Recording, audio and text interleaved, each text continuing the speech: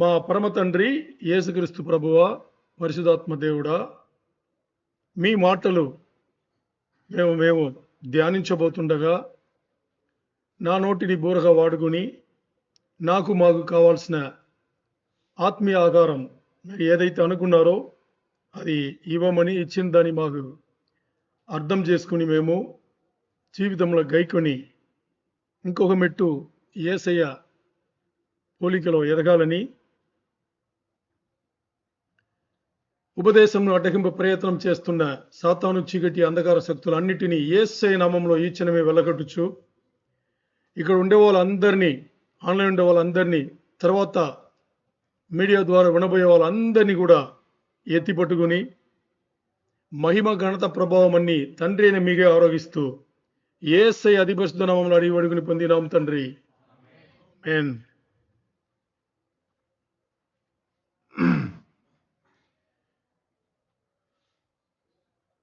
మీకు హీరోలు ఎంతమంది తెలుసు? అందరు నవ్వుతారు కానీ సమాధానం మాత్రం చెప్పారు. మీకు హీరోలు ఎంతమంది తెలుసు? అందరికీ తెలుసు. ఎవరు మీకు తెలిసిన హీరోలు కొంతమంది పేరు చెప్పండి. మహేష్ బాబు, ప్రభాస్, ఇంకా ఎవరు? ఓకే, ఇంకా అంటే మీరు తెలుగు ఫిలిం ఇండస్ట్రీ మాత్రమే అంతేనా? ఇంకా ఎవరు లేరా? ఇంకా ఓకే, ఇంకా ఓకే. సరే, ఇప్పుడు మీకు అసలైన ప్రశ్న.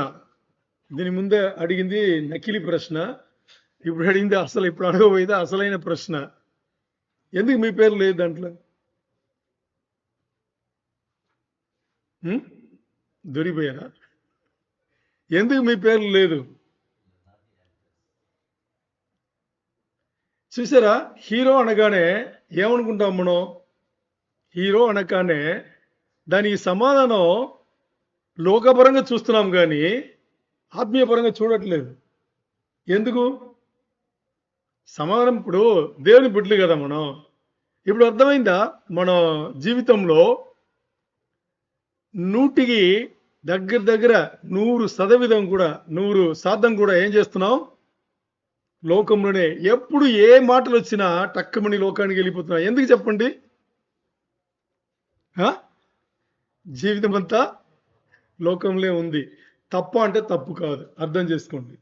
లోక జీవితం తప్పు కాదు, ఎందుకంటే దేవుడు ఇచ్చింది. లోక జీవితంలో దేవుడు మనల్ని పెట్టిన అదే దేవుడు దాన్ని గెలిచి రండి అని పిలుస్తున్నాడు. అంతేనా? లోకంలోనే ఉంటాం, లోక జీవితంలో ఉంటాం. మరి ఏం చేస్తాం? మెట్టుకు మెట్టు ఏం చేస్తాం? గెలుస్తాం. గెలిచి వచ్చేటప్పుడు అప్పుడు మన జయశీలుడు, జయ వీరుడు ఎవరు? యేసయ్య లోకమును గెలిచినట్టు ఒకరోజు మనం కూడా గెలుస్తాము. అప్పుడు ఎత్తబడే గుంపులో మన పేర్లు కూడా ఉంటుంది. ఇదే కదా, దీనియే కదా లోకంలో పెట్టింది. ఇప్పుడు ఇది కాదు అనేటప్పుడు యేసయ్య ఎందుకు లోకంలో రావాలి? యేసయ్య ఎందుకు శరీరధారిగా వచ్చి లోకంలో శరీరధారిగానే జీవించి శరీరధారిగానే ఎందుకు మరణించాలి? చాలా మంది ఇంకా ఈ డౌట్ ఉన్నాయి. ఏంటి? యేసయ్య దేవుడు అని. యేసయ్య దేవుడే. ఎప్పుడు? పరలోకమును విడిచిపెట్ట ముందు ఆయన దేవుడే, పరలోకముకు ఇప్పుడు వెళ్ళిన తర్వాత ఆయన దేవుడే. మరి ఈ లోకముకు వచ్చింది మాత్రం పూర్తిగా మానవుడిగా వచ్చాడు ఆయన. మీకు చాలా ఆశ్చర్యంగా ఉంటుంది. శిలువ మరణం ఆయన దేవుడు కాబట్టి మరణించాడని. తప్పు, అది తప్పుడు ఆలోచన. శిలువ మరణం ఆయన ఒక శరీరధారిగానే ఆయన తీసుకున్నాడు, భరించాడు. ఎవరు చేయలేరు. ఆయన పొందిన ఆ కార్యం ఎవరు చేయలేరు. సరే, ఇప్పుడు అదే నకిలీ ప్రశ్న కొత్తగా వస్తుంది. మీ హీరో ఎవరు? మీ హీరో ఎవరు? ఓకే, ఇప్పుడు నేను ఏదైతే ప్రశ్న అడిగానో దీన్ని మర్చిపోవద్దు. మీరు ఏదైతే సమాధానం చెప్పారో దాన్ని కూడా మీరు మర్చిపోవద్దు. చివరిలో ఈ ప్రశ్న నేను అడుగుతా, అప్పుడు మీరు ఏ సమాధానం చెప్తారని చూద్దాం. సరేనా? గుర్తుపెట్టుకోండి. ఒకవేళ నేను మర్చిపోయినా మీరు గుర్తు చేయాలి. అపోస్తల కార్యములు 7:32 తీయండి. అపోస్తల కార్యములు 7:32. నేను నీ పితరుల దేవుడను, అబ్రహాము, ఇసాకు, యాకోబుల దేవుడను. చాలు, ఆమెన్.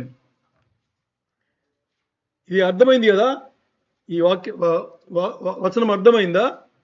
నేను నీ పితరుల దేవుడను, అబ్రహాము దేవుడను, ఇసాకు దేవుడును, యాకోబు దేవుడును. అంటే మీకు నాకు దేవుడేనా? ఎందుకు, ఎలా చెప్తున్నావు? వాక్యం చెప్పింది వాళ్ళ ముగ్గురే కదా చెప్పింది. వాళ్ళ తరాలే కదా, ఎక్కడో మనం కూడా ఉన్నాం. అర్థమైంది కదా ఆ మాట? ఓకే, దాని వల్లట్లా. సరే, ఇది మనసులో పెట్టుకొని చూడండి. ఎప్పుడు కూడా ఒక ఉపదేశంలో మొదటిలో ఏదైనా ఒక వచనం వాళ్ళు చెప్పేసి ఆ తర్వాత ఉపదేశంకి వెళ్తే వినేవాళ్ళు చివరి వరకు ఆ వచనంను గుర్తుపెట్టుకునే మిగతా దాన్ని వినాలి. ఎందుకు చెప్పండి? ఆ వచనంను ఆధారపడే ఆ ఉపదేశం అంతా ఉంటది.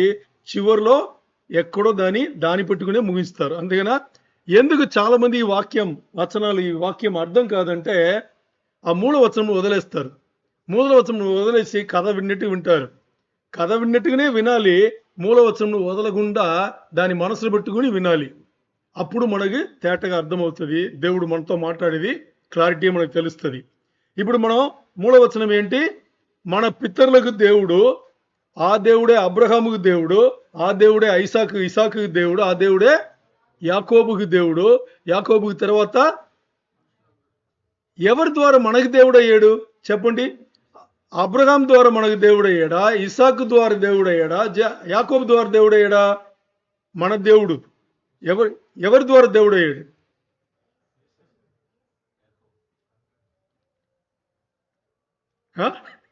ఇప్పుడు సగవుడు చెప్పాడు, తరతరాలు అలాగే కదా వచ్చింది, అందుకని మనకు కూడా దేవుడు అన్నారు కదా.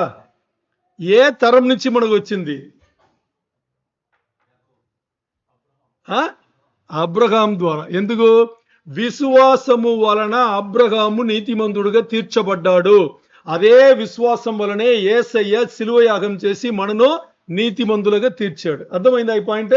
ఓకే, ఎందుకంటే మూలవచనముకి సంబంధించింది కాబట్టి. ఇప్పుడు దీన్ని గుర్తుపెట్టుకుని మనం ఏం చేద్దాం అంటే, ఈరోజు దేవుడు మనతో చాలా చక్కగా పునాది సంబంధించిన విషయం కాదు. ఏది పునాది, ఫౌండేషన్ అంటారు కదా, పునాది సంబంధించిన విషయం కాదు, దానికన్నా ఒక్క మెట్టు పై విషయం మాట్లాడుతున్నాడు. అర్థమైందా? అందుకని పునాదులనే ఉండిపోవద్దు, ఫౌండేషన్లనే ఉండిపోవద్దు. పౌలు చెప్పినట్టుగా ఇంకా పాలు తాగే బిడ్డలుగా ఉండొద్దు. కొంచెం గట్టి అన్నం తినట్టుగా, సాలిడ్ ఫుడ్. తెలుగులో ఏం చెప్తారు సాలిడ్ ఫుడ్గా? మన తెలుగు పండిట్ కరెక్ట్గా చెప్తాడు, ఘన పదార్థాలు తినే పెద్దవాళ్ళగా రండి అనేసి. ఈరోజు మీ అందరికి మనవి ఏంటంటే, ఘన పదార్థాలు అంటే మటన్ కానీ చికెన్ కానీ, దాంతోపాటు ఇంకా గట్టిగా ఏదేది ఉందో అంటే తింటే ఒక 8 గంటలు పట్టాలి డైజెస్ట్ అవ్వడానికి, అలాంటి ఫుడ్ ఈరోజు. సరేనా? అది వినడానికి సిద్ధంగా ఉండండి. ఏంటంటే మధ్యలో షాక్ ఉంటుంది, షాక్ అవ్వకూడదు, తీసుకోవాలి. అర్థమైందా? ఇప్పుడు ముందు ప్రశ్న వేసుకున్నాం, ఏది మీ హీరో ఎవరు అని ప్రశ్న వేసుకున్నాం. 3 కాంటెక్స్ట్లు మీరు గుర్తుపెట్టుకుని చదవాలి, అంటే దీన్ని వినాలి. ఒకటి, పితరులకు దేవుడైన దేవుడు మన దేవుడు, అబ్రహాం ద్వారా మన దేవుడు అయ్యాడు. అర్థమైందా? తర్వాత మన హీరో మీరు యేసయ్య అన్నారు. చివరి అదే ప్రశ్న వేస్తాను, మీరు ఏం చెప్తారు నాకు తెలియదు. మూడవది ఏంటి? గట్టి పదార్థాలు అంటే ఘన పదార్థాలు తినబోతున్నారు. అంతేనా? ఈ 3ను మనసు పెట్టుకుంటే ఈ ఉపదేశం అలా అర్థమైపోతుంది. మీకు నేను క్లూ ఇస్తున్నాను. సరేనా? ఓకే, ఇప్పుడు ఒక కుటుంబం అని తీసుకుంటే దాంట్లో నాయకుడు లేదు నాయకురాలు అనుకుందాం. ఎవరుంటారు? ఒక్కరే చెప్పాలి. ఓ కుటుంబంలో నాయకుడు ఎవరుండాలి? ఫాదర్ ఉంటాడు. ఎవరు ఉండాలి అనేది క్వశ్చన్. ఓ కుటుంబం మీరు చూసారా? ముందు మూల వచనమును కొంచెం తేటగా చెప్తే మీకు ప్రతిదానికి డౌట్ పడుతున్నారు. ఇప్పుడు మీరు డౌట్ పడకూడదు. నోట్లో ఏమొస్తుందో మనసులో ఉండి నోట్లో ఏమొస్తుందో చెప్పేస్తే రైట్ అంటే రైట్, లేకపోతే ఇంకోటి అంటే ఇంకోటి, అంతే కదా. దీంట్లో ఆలోచన చేయడానికి ఏం లేదు. కుటుంబంలో నాయకుడు ఎవరు ఉండాలి? తండ్రేనే ఉండాలి. నిజమేనా అది? సరే, తండ్రే ఉండాలి. మరి నాయకత్వం తండ్రి తీసుకుంటున్నాడా? ఏం మాట్లాడరే? చాలా మంది తండ్రులు ఉన్నారు కదా ఇక్కడ, లేదా? తీసుకుంటున్నారా? అంటే సంఘంలో కూర్చుని ఉపదేశం వినేటప్పుడు ఇంకోరి తరపున సమాధానాలు చెప్పకూడదు. సమాధానం చెప్తే మన కోసం మనం సమాధానం చెప్పాలి. నేను ఉంటున్నాను అంటే కరెక్ట్ అనే సమాధానం. అంటే ఈరోజు ఉపదేశమే వ్యక్తిగతంగా తీసుకోవాలి. ఎలా తీసుకోవాలి? వ్యక్తిగతంగా దేవుని సంబంధించి దేవుని రాజ్యంలో ఎవరైతే వ్యక్తిగతంగా ఏ విషయములు తీసుకోలేదో వాళ్ళు దేవుని బిడ్డలు కాదు. మన అన్యులు కాదు కదా. మన అన్యులమా? ఏదన్నా చూసి చప్పట్లు కొట్టేసి నవ్వేసి దాంతో మర్చిపోయి రావడానికి కాదు కదా. ఇక్కడ దేవుని మాటలు ఎలాంటి మాటలు? ఒక్కసారి వింటే జీవితంలో పట్టుకుని పాటించాలి. అలాంటి దేవుని మాటలను మనం ఏం చేయకూడదు? జనరల్గా తీసుకుని వదిలిపెట్టేసి వెళ్ళకూడదు. ఓకే, కుటుంబంలో నాయకుడిగా ఎవరు ఉండాలి? తండ్రి అని చెప్పారు. మీరు తండ్రి అని చెప్పారు కదా. సరే, ఇప్పుడు ఎంతమంది కుటుంబంలో తండ్రి నాయకుడిగా ఉంటున్నాడు? మీకు అర్థమైందో లేదో నేను చాలా పెద్ద ప్రశ్న అడిగా కదా. ఎంతమంది కుటుంబంలో తండ్రి నాయకుడిగా ఉంటున్నారు? అంటే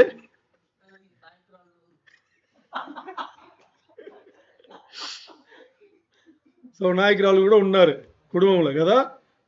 పోనీ పరిశుద్ధ గ్రంథంలో నాయకురాలు ఓ కుటుంబముకు నాయకుడుగా ఉంటే, ఇది నాయకురాలు ఓ కుటుంబముకు నాయకుడిగా ఉంటే తప్పుగా చెప్పలా.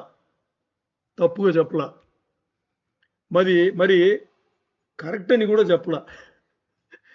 అర్థమైందా? కరెక్ట్ అని కూడా చెప్పలా. సరే, ఇప్పుడు ఆ గొడవ మనం వద్దు. మన వాక్య ధ్యానం ఉన్నాం కాబట్టి ఓ కుటుంబముకు నాయకత్వం ఎవరు తీసుకోవాలి? తండ్రి అని చెప్పారు. ఓకే, ఇప్పుడు ఓ కుటుంబముకు నాయకత్వం తండ్రి తీసుకోవాలి అంటే, తీసుకున్నారు అంటే దాన్ని ఏమర్థం చెప్పండి? మీకు తెలిసింది చెప్పండి. కుటుంబం సంబంధించిన బాధ్యతలు తీసుకోవాలి. ఏమేమి? ముందే నేను చెప్పాను, ఈ ఉపదేశం 3 విషయాలను గుర్తుపెట్టుకుని మీరు ఏదైనా వినాలి, ఏదైనా మాట్లాడాలి. నేను అందుకే ముందే మిమ్మల్ని సిద్ధపరిచాను. అంటే ఉపదేశం వేరే డైరెక్షన్ వెళ్ళిపోకూడదు అని చెప్పేసి ఏం చేస్తున్నాం? ఈ డైరెక్షన్లో ఉండాలని చెప్పేసి ముందే చెప్పేశాం. అది ఇంకోసారి గుర్తు చేసుకుందామా? ఏంటది? మీ పితరులకు దేవుడైన నేనే అబ్రహాముకు దేవుడు, ఇసాకుకు దేవుడు, యాకోబుకు దేవుడు అన్నాడు.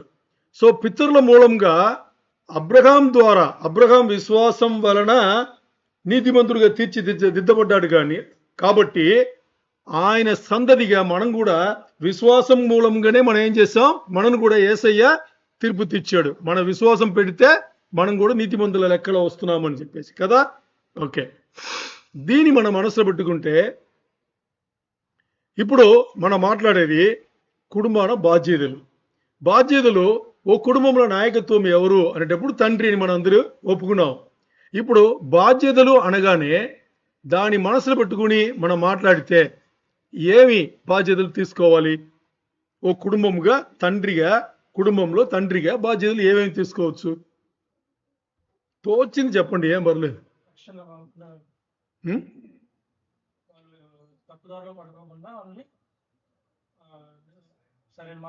దేవునికి మహిమ కలుగును గాక. కుటుంబం మొత్తానికి దేవుని దారి తొలగిపోకుండా ఆ కుటుంబంను రక్షణ మార్గంలో పెట్టవలసిన బాధ్యత ఎవరికి ఉంది? ఎవరైతే కుటుంబంలో నాయకత్వం చేస్తున్నారో.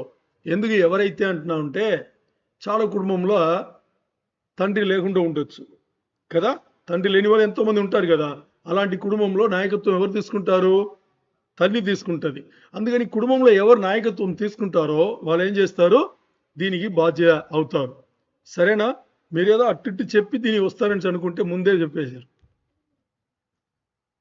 ఓకేనా? సరే. ఇప్పుడు దీంట్లో కుటుంబంలో తండ్రి అయిన వాడు నాయకత్వం తీసుకుని ఈ కుటుంబంలో ఉండే వాళ్ళందరికీ రక్షణ బాధ్యత తను తీసుకున్నాడంటే దానికి ఏం అర్థం అంటే తన భార్య పైన కానీ పిల్లల పైన కానీ తను భారం కలిగి ఉన్నాడు అని అర్థం. అంతేనా? అదే కదా. ఇదే పాత్ర తల్లి వహించినా కానీ తల్లి ఆ బాధ్యత తీసుకునింది, ఆ భారం కలిగి ఉంది అని అర్థం. సరే. ఇప్పుడు మలాకి 4, 5, 6 మలాకి 4వ అధ్యాయం 5వ వచనం 6వ వచనం చదవండి.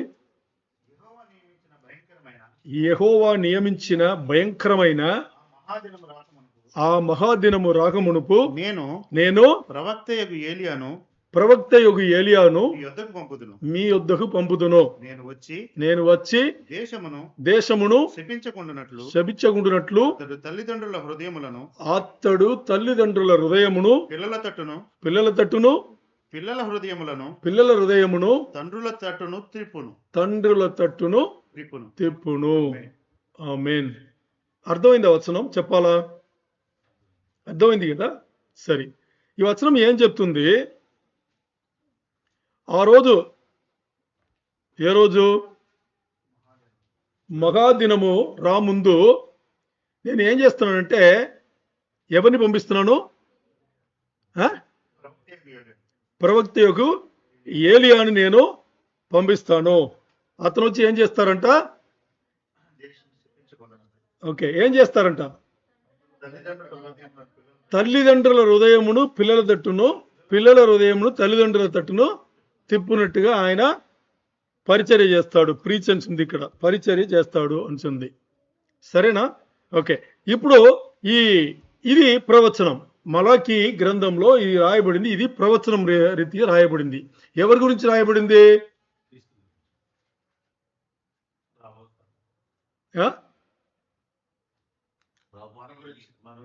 ఇప్పుడు కాదు, మీరు ఒక్కసారి అలా వెళ్ళాలి వెనక్కి. ఏలియాను, ప్రవక్త అయిన ఏలియాను పంపిస్తున్నాను చెప్తున్నాడు. అంతే కదా. మలాకి గ్రంథంలో ఏం చెప్పబడింది? ప్రవక్త అయిన ఏలియాను పంపిస్తున్నాడు. ఎప్పుడు? ఆ మహాదినం ముందు అని చెప్పబడింది. పోనీ మలాకి గ్రంథం పాత నిబంధన కాలంలో చివరిది. దాని తర్వాత ఏలియా వచ్చాడా?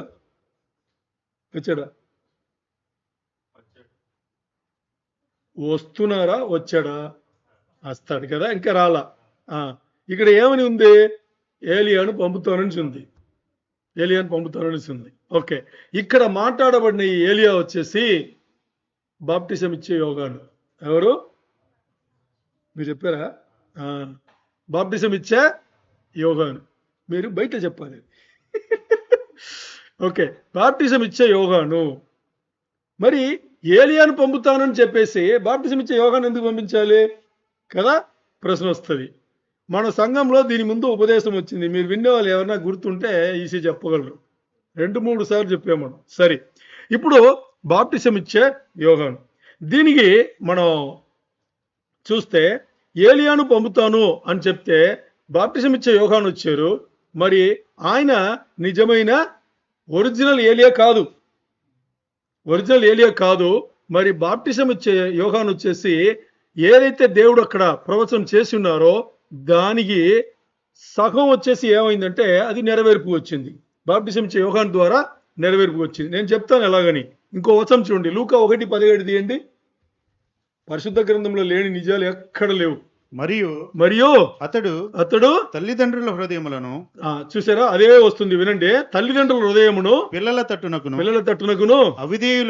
అవిధేయులను నీతిమంతుల జ్ఞానము అనుసరించుటకును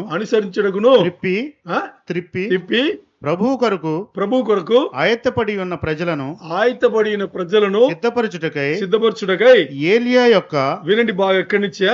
ఏలియా యొక్క ఆత్మయు శక్తియు కలవాడై ఆయనకు ముందుగా వెళ్ళును కనుక నీకు సంతోషమును మహా ఆనందమును కలుగును. ఇప్పుడు అర్థమైందా మీకు ఈ వచనం ద్వారా, 2 వచనాల ద్వారా? బాప్టిజం ఇచ్చే యోగానే ఎవరు? ఏలియా ఆత్మతోనూ శక్తితోనూ. ఓకే, మీకు ఏలియా గురించి తెలుసా? ఏలియా గురించి ఏమన్నా తెలుసా? ఏలియా ఎక్కడన్నా కాంప్రమైజ్ అయిన వ్యక్తి? హలో చెప్పండి. ఏలియా ఎక్కడన్నా ఆయన కాలంలో ఎక్కడన్నా ఏలియా కాంప్రమైజ్ అయిన వ్యక్తి? కాంప్రమైజ్ అవ్వాల. శక్తి, బలం, అధికారం అన్ని చూపించాడు. ఎలా చూపించాడు తెలుసా? రాజులను, భూరాజు, ఆ సమయంలో రాజును ఏం చేశాడు? ఛాలెంజ్ చేశాడు. మామూలుగా ఛాలెంజ్ చేయాల. యజబేలు ఎందుకు తరిమింది చంపడానికి? నేను చంపేస్తాను అని వచ్చింది కథ గుర్తుందా? ఎందుకు? 400 మంది ప్రవక్తను చంపేశాడు. ఎవరు? ఏలియా చంపాడు. కత్తి తీసుకుని చంపాడు. ఏలియా మామూలు మనిషి కాదు, మహా గొప్ప ప్రవక్త. ఆ గొప్ప ప్రవక్త చివరి ముగింపు కూడా ఎలాగొచ్చింది తెలుసా? దేవుడు అనుకున్న దానికన్నా ముందే ఆయన తీసుకున్నాడు. ఇప్పుడు ఉంటే ఈ లోకంలో వదిలిపెడితే వీడికి చేయరాని పనులు చేస్తాడని చెప్పేసి ఏం చేశాడు? ఆయన ముందే తీసుకున్నాడు. అలాంటి గొప్ప ప్రవక్త అంటే శక్తి. ఇక్కడ చూడండి, ఈ వచనం కూడా ఏం చెప్తుంది? ఏలియా ఒక శక్తియు బలమును గలవాడే అనేసి ఉంది. ఎవరు? అది బాప్టిజం ఇచ్చే యోహాను. ఇక్కడ ఏలియా ఒక శక్తిను, ఏలియా ఒక బలమును కలిగిన ఆ ఆత్మ బాప్టిజం ఇచ్చే యోహానుకు ఇవ్వబడింది అనేది ఇక్కడ అర్థమైందా మీకు? అలా తీసుకుంటే ఇప్పుడు బాప్టిజం ఇచ్చే యోహాను వచ్చేసి ఎప్పుడు వచ్చాడు? ఈయన బాప్టిజం ఇచ్చే యోహాన్ ఒక ఉద్దేశం ఏంటి? ఈ లోకముకు రావడానికి ఉద్దేశం ఏంటి? మెస్సయ్య రాముందు, రక్షకుడు రాముందు దారి సరళపరచడానికి ఆయన వచ్చాడు కదా. ఓకే, ఇప్పుడు అది మనకు తెలుసు. మరి ఇక్కడ లూకా ఇది రాసేటప్పుడు కొంచెం తేడా ఉంది చూడండి. లూకా దీన్ని రాసేటప్పుడు మలాకి గ్రంథంలో చెప్పబడిన ప్రవచనంను అలాగే తీసుకుని రాశాడు. దాంట్లో ఏ మార్పు లేదు. మరి రెండో విషయమును మార్చి రాశాడు. చూసారా మీరు? మొదట్లో మలాకి 4, 5, 6లో ఏముంది? తండ్రిల హృదయమును పిల్లల వైపును, పిల్లల హృదయమును తండ్రి వైపును ఉంది. మరి లూకా రాసేటప్పుడు ఆ రెండో రాసింది పిల్లల హృదయమును తండ్రి వైపు అనేది రాయలేదు. మరి ఇంకోటి ఉంది, ఏమని ఉంది? అవిధేయులను నీతిమంతుల జ్ఞానమును అనుసరించడం కోసం అనేసి ఇక్కడ మార్చి రాశాడు. ఇది ఓకే. ఇక్కడ చూడండి, నార్మల్గా అవిధేయులు అంటే ఎవరుంటారు కుటుంబంలో? ఓ కుటుంబంలో అవిధేయులు అని తీసుకుంటే ఎవరుంటారు? నేను మాట్లాడేది ఓ కుటుంబంలో. మీరు ఏంటి ఈరోజు ఇంత స్మార్ట్ ఉన్నారు? టకాటకా అని చెప్పేస్తున్నారు అందరూ. ఓకే, ఓ కుటుంబంలో అవిధేయులు అని ఉంటే ఎవరుంటారు? పిల్లలు ఉంటారు. ఎందుకు పిల్లలు ఉంటారంటే తల్లిదండ్రులు కొంచెం అనుభవ జ్ఞానం, ఆ తర్వాత ఇది ఇలా ఉండాలి అలా ఉండకూడదని పెద్దవాళ్ళు ఎక్కువ సంవత్సరములు పెద్దవాళ్ళతో ఉండి వాళ్ళు ఏది మంచిదారని తెలుసుకుని వచ్చి ఉంటారు. అందుకని వాళ్ళు మారి ఉంటారు. మరి పిల్లలు ఇప్పుడే మారే సమయం కాబట్టి వాళ్ళు అటు ఇటుగా ఉంటారు. అవిధేయులు అంటే ఇక్కడ పెద్ద తప్పేం కాదు, తెలియకుండా ఉంటారు, దేవుని గురించి తెలియకుండా ఉంటారు. మరి ఇప్పుడు వాళ్ళు అవిధేయులు అయితే వాళ్ళ గురించిన భారం ఎవరికి ఉండాలి? మీకు ఇప్పుడు కాంటాక్ట్ అర్థమవుతుందా? తెలిసిన తల్లిదండ్రులకి ఉండాలి. అది ఇక్కడ చాలా చాలా ఇంపార్టెంట్. తండ్రికి ఉండాలి, తల్లికి ఉండాలి అనేది మనం మాట్లాడుతున్నాం. మరి ఇప్పుడు బాప్టిజం ఇచ్చే యోహాను ఏలియా ఆత్మతో, శక్తితో, అధికారంతో కలవాడై వచ్చినాడు కాబట్టి ఆయన పరిచర్య రెండు విధానంగా చూడొచ్చు. రెండు విధానంగా వాక్యంలో చెప్పినట్టుగా రెండు విధానంగా.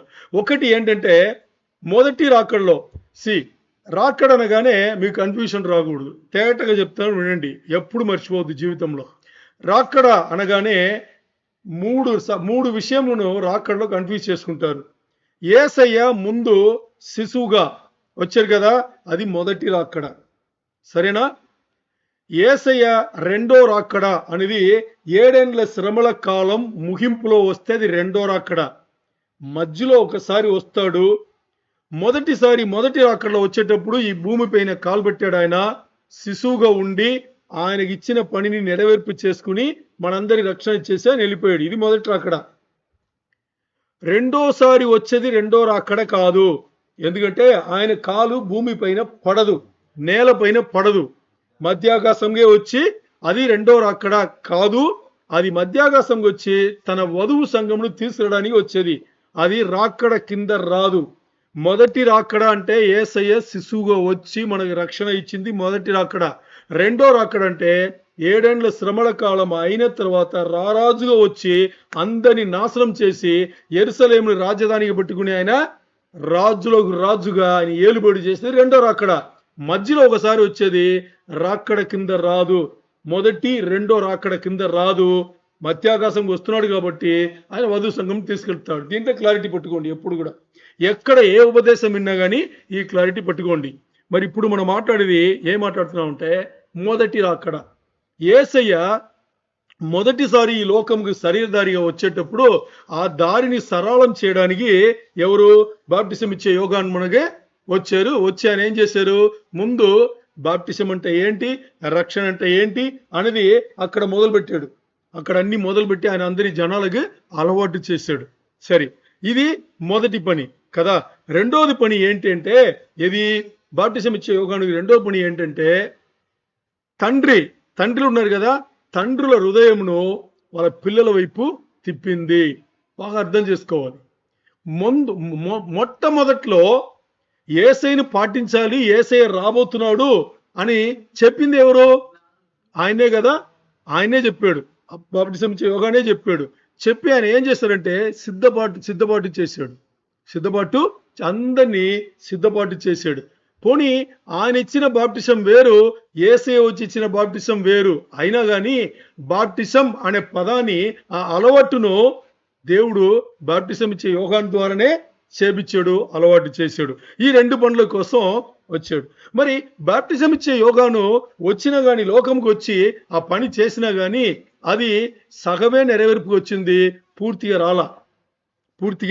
రాలా. ఎందుకంటే నిజమైన ఏలియా ఇంకో రోజు వస్తాడు అని వాక్యం చెప్పింది కదా. ఎప్పుడు వస్తాడు? మన సంఘంలో అందరికీ తెలుసు, కొత్త వచ్చిన వాళ్ళకి కాకుండా మిగతా అందరికీ తెలుసు. ఎందుకు? అన్ని బోధలు చేసాము, దానిపైన ప్రకటన గ్రంథం చేసాము, చివరి రోజులు చేసాము, మరణం అనే దీంట్లో అన్ని అంటే చేసాం కదా. సో ఇక్కడ ఏలియా ప్రకటన గ్రంథంలో ఆయన ఇద్దరు సాక్షుల ఒక సాక్షిగా ఏలియా వస్తాడు. ఇంకో సాక్షి ఎవరు? మోసే. సో ఒక్క సాక్షిగా ఇద్దరు సాక్షులలో ఎవరు వస్తారు? ఏలియా వస్తాడు. మరి ఏలియా అప్పుడు వచ్చేటప్పుడు కూడా ఆయన చేయబోయే పరిచర్య కూడా రెండు విధానంగా ఉంటుంది. ఎలా బాప్టిజం ఇచ్చే యోగా బాగా అర్థం చేసుకోండి. ఎలా బాప్టిజం ఇచ్చే యోగాను మొదటి పని ఏంటి? మెస్సయ్య రాముందు, రక్షకుడు రాముందు దారిని సరళం చేయడానికి కదా, అంటే మనసులను సిద్ధపాటు చేయడానికి ఒకటి మొదటిది. రెండవది ఏంటి? తండ్రుల హృదయమును పిల్లల వైపు భారంగా కల్పించి వాళ్ళ రక్షణ కోసం పరిగెట్టది. అది రెండు. మరి ఇక్కడ ఏలియా వచ్చినా కానీ, ఏలియా ఎప్పుడు ప్రకటన గ్రంథంలో ఒరిజినల్ యేసయ్య వస్తాడు కదా. ఏలియా వచ్చేటప్పుడు ఆయన మొదటి పని ఏంటి అంటే, 7 ఏండ్ల శ్రమల కాలంలో యేసయ్య రెండో రకంలో వస్తారు కదా. రాముందు యూదులను, ఇశ్రాయేల్ జనాంగం అందరినీ యెరూషలేములో కూర్చుని, యెరూషలేం మందిరంలో, యెరూషలేం పట్టణంలో ఏం చేస్తారు? వాళ్ళు బోధిస్తారు, సిద్ధపరుస్తారు అందరిని. మొదటి పని అయిందా? బాప్టిజం ఇచ్చే యోగాన్ని చేసిన మొదటి పని ఇదే. రెండవది పని, ఆయన 7 ఏండ్ల శ్రమల కాలం ముగింపులో యేసయ్య రారాజుగా వచ్చేటప్పుడు అంతమంది యేసయ్యను ఎరిగెట్టుగా చేస్తాడు. యేసయ్యను ఎరిగెట్టుగా బాప్టిజం ఇచ్చే యోగాన్ని ఏం చేశారు? తండ్రుల హృదయమును పిల్లల వైపు తిప్పాడు. ఈయన చేసే రెండవది పని ఏంటి? జనాలందరినీ యేసయ్యనే రక్షకుడు అని చెప్పేసి నేర్పి దానికి మార్గం సరళపరుస్తాడు. ఇప్పుడు చూస్తే ఇద్దరి పరిచర్య ఒకలాగానే ఉంటుంది. బాప్టిజం ఇచ్చే యోగాన్ పరిచర్య కానీ, లేకపోతే మీకు ఏలియా పరిచర్య కానీ ఒకలాగానే ఉంటుంది. ఎందుకంటే వాళ్ళ శక్తి బలమును కూడా అలాగే వాడారు. ఏలియా అప్పుడున్న రాజులను ఎదిరించాడు. అలాగే బాప్టిజం ఇచ్చే యోగాను వదలడా? హేరోదును వదలడా?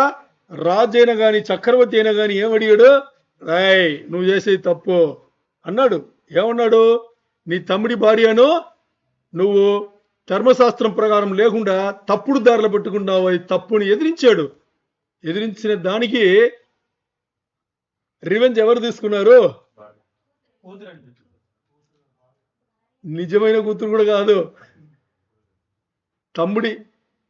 తమ్ముడి భార్య తన కూతురు. అర్థమైందా? అలా జరిగింది. సో వీళ్ళు ఎక్కడ కూడా వాళ్ళ పరిచర్యలో వెనకాడలా. వాళ్ళ శక్తిని, దేవుడిచ్చిన ఆత్మ శక్తిని ఎక్కడ కూడా వెనకాడలా. పోరాడారు, భయంకరంగా పోరాడు. సో ఇద్దరు కూడా ఒకలాగానే పరిచర్య చేశారు. చూసారా, యేసయ్య మొదటి రాకడలో దారిని సరళం చేసి తండ్రుల హృదయమును మార్చి పిల్లల వైపు తిప్పడానికి ఈ 2 పనుల కోసం బాప్టిజం ఇచ్చే యోగాను పరిచర్య మొదలుపెట్టాడు. మరి ఏలియా యేసయ్య రెండో రాకడలా ఇశ్రాయేల్ జనాంగం అందరినీ సిద్ధపరిచి రాకడ అంటే రెండో రాకడ వచ్చేటప్పుడు అందరు యేసయ్యను రక్షకుడు అని చూసేట్టుగా ఆయన పనిచేశాడు. అది చాలా చాలా ఇంపార్టెంట్ మనకి. ఇప్పుడు బాప్టిజం ఇచ్చే యోగాను పరిచర్య కానీ లేదు, ఇంకా ఫ్యూచర్లో రాబోయే ఏలియా పరిచర్య కానీ రెండు ఒకే పర్పస్లోనే ఉండింది. ఏం పర్పస్లో ఉండింది? మొదటిది యేసయ్య రాకడకు దారి సరళం చేయడం, రెండవది తండ్రుల హృదయం, పెద్దవాళ్ళ హృదయంను పిల్లల వైపు తిప్పడానికి అనేది. ఈ 2 కూడా చాలా చాలా ఇంపార్టెంట్. ఎందుకు? యేసయ్య మొదటి రాకడలో రావడానికి బాప్టిజం ఇచ్చే యోగాను ముందుగా రావాలనేది దేవుని ప్రణాళిక కదా. అలాగే రెండో రాకడలో యేసయ్య రాముందు ఏలియా వచ్చి ఆ దారిని సిద్ధపరిచి ఇది చెయ్యాలి. ఎందుకంటే మీరు ఆలోచన చేయండి, యేసయ్య మొదటి రాకడలో వచ్చి వెళ్ళిపోయేటప్పుడు ఆయన ఒక కండిషన్ వేసి వెళ్ళాడు ఇశ్రాయేల్ జనాంగంతో. ఏం కండిషన్ తెలుసా? యేసయ్య చెప్పింది, మీరు ఎప్పుడైతే ఇశ్రాయేల్ దేశముగా మోకరించి వచ్చిపోయిన యేసయ్యనే మాకు రక్షకుడు నుంచి ఎప్పుడు ఏడుస్తారో మోకరించి, అప్పుడే రెండోసారి నేను వస్తాను, అంతవరకు నేను రాను అని చెప్పేసి వెళ్ళాడు. మరి దానికి సిద్ధపరిచింది ఎవరు? ఏలియా. ప్రకటన గ్రంథంలో యూదులను దేశముగా వాళ్ళకి నేర్పి వాళ్ళని సిద్ధపరిచింది ఎవరు? ఏలియా. సో ఇద్దరు పరిచర్య చూస్తే ఒకలాగానే ఉంటుంది. సరే, ఈరోజు మన ధ్యానం దేనిపైన వెళ్తుంది అనేటప్పుడు తండ్రుల హృదయము పిల్లల వైపు తిప్పడం అని ఉంది కదా, దాని వైపు మాత్రమే మనం తీసుకెళ్తున్నాం. ఓకే, తండ్రుల హృదయం అంటే హృదయం తిప్పడం అంటే దానికి ఏం అర్థం అంటే, ఇప్పుడు ఇది ఒకలాగా ఉపమాన రీతిగా చెప్పబడింది. ఇప్పుడు ఎవరినో ఒకరికి వాడికి కొంచెం గట్టి చర్మం ఉంటారు కదా, ఏమంటారు? సరిగ్గా రాలా, తోలు మందం అంటే అర్థం ఏంటి? తోలు మందం అంటే ఈ తోలు మందంగా ఉంది అర్థమా? దేనికోసం అని చెప్తారు? ఇప్పుడు నేను చూసి రాజ్ కుమార్ను ఆంధ్రరాజున ఆయన తోలు మందం ఇంకోటి దగ్గర చెప్తే మీరు ఏమనుకుంటారు నా గురించి? అర్థం వేరే కదా.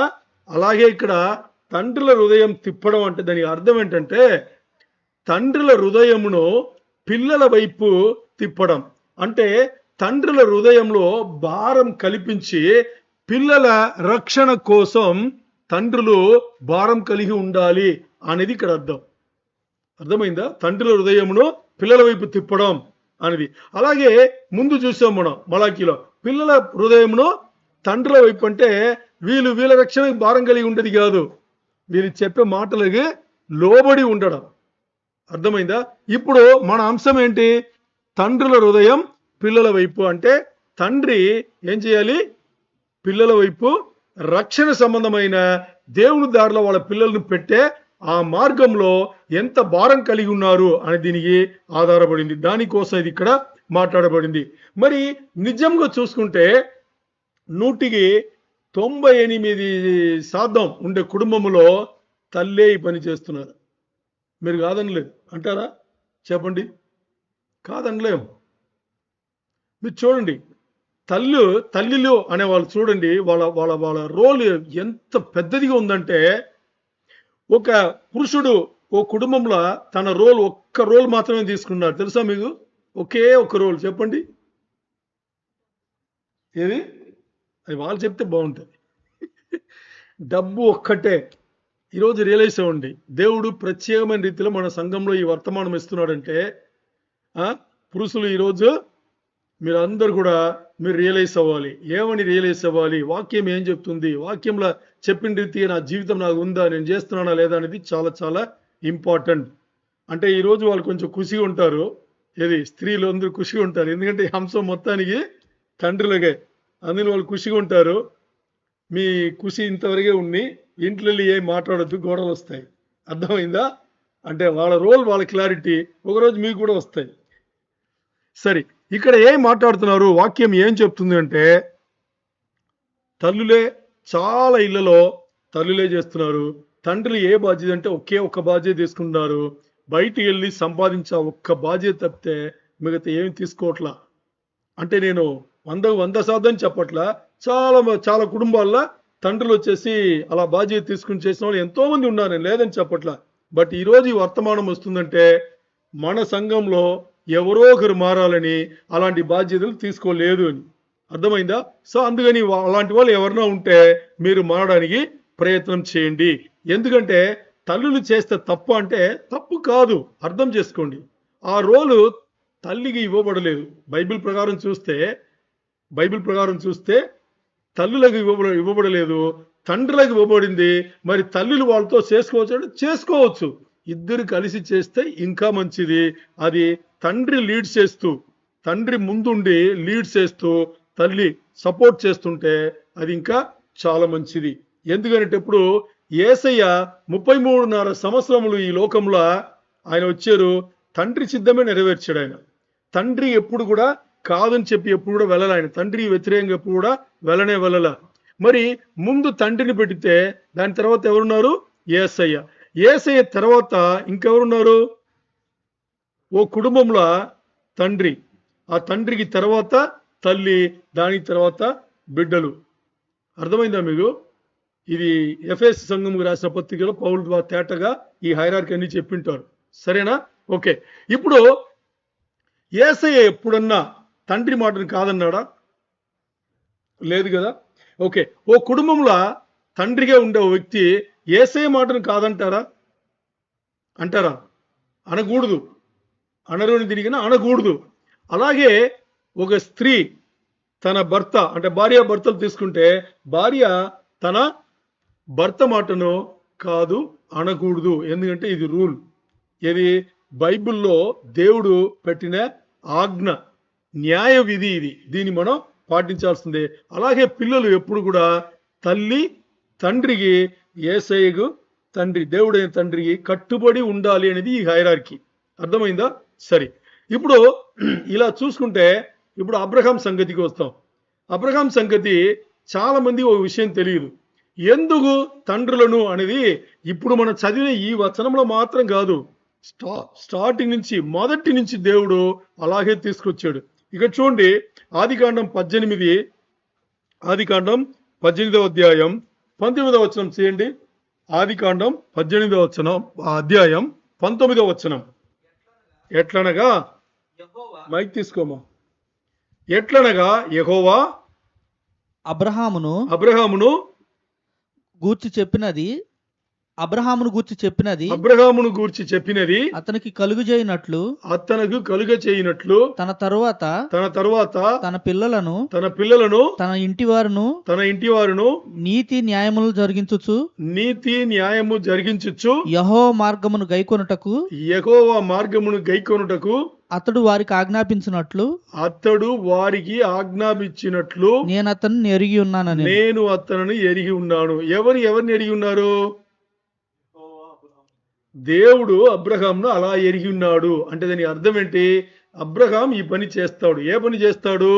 తన బిడ్లను తన కుటుంబమును కూడా, అంటే బిడ్డలు కాకుండా ఇంకా కుటుంబంలో చాలా మంది ఉంటారు కదా, అందరినీ కూడా దేవుని ఆజ్ఞల ద్వారా, దేవుని న్యాయ విధుల ద్వారా అబ్రహాము నడుపుతాడు అనేది యెహోవా అనే దేవునికి తెలుసంట, ఎరిగి ఉన్నాడు. అందుకని అబ్రహామును విశ్వాసముగా తండ్రి అని చెప్పేసి ఏర్పరచుకున్నారు. ఇప్పుడు మీకు చాలా ఆశ్చర్యంగా ఉంటుంది. చాలాసార్లు వినింటాము, డౌట్లో వింటాము. ఏమని అబ్రహాముని ఎందుకు విశ్వాసంతో? ఎందుకంటే మీరు అబ్రహాం చరిత్ర మీరు చదివితే ఎక్కడో అబ్రహాం దేవుడు నమ్మినట్టు ఉండదు. ఉందా? ఎక్కడ నమ్మినట్టు ఉండదు. ప్రశ్నలు వేస్తూనే ఉంటాడు. తన సైలెంట్గా ఉంటే సారామ వదలదు కదా. అలాగే ఎక్కడ చూసినా కానీ విశ్వాసంలో కొనసాగినట్టుగా ఉండదు, ఒక్క చోటు తప్పితే. ఎక్కడ? మోరియా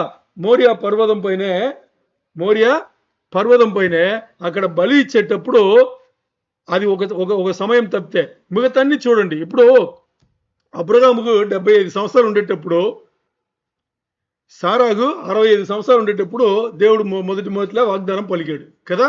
వాగ్దానం పలికాడు, ఏమన్నాడు? నీకు నేను సంతానం ఇస్తానని చెప్పాడు. మరి 10 సంవత్సరాలు గడిచింది. సారామో డౌట్ రైస్ చేసింది.